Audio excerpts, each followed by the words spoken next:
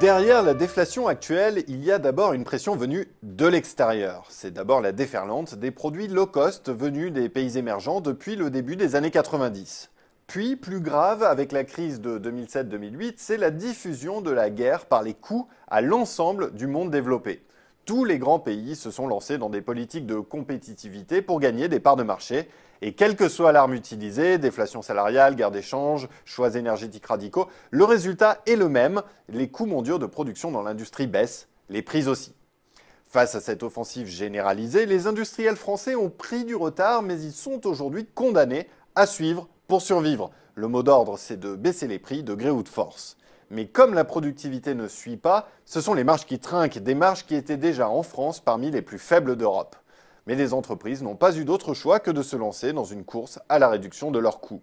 D'abord en faisant pression sur leurs fournisseurs, ensuite en freinant les investissements. Et oui, investir devient risqué dans une économie en surcapacité où la rentabilité est trop faible, même avec des taux d'intérêt historiquement bas.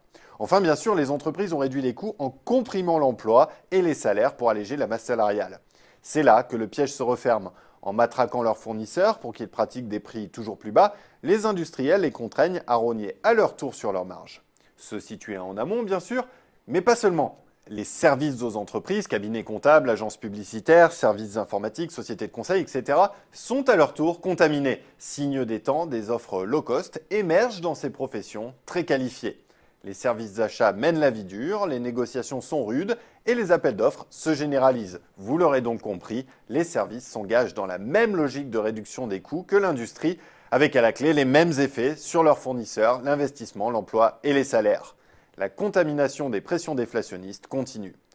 Quand les salaires et embauches sont sous une telle pression, le commerce affronte lui une demande essoufflée. Pour stimuler les ventes, il faut alors baisser les prix, comprimer les marges et faire pression sur les fournisseurs. La boucle est bouclée.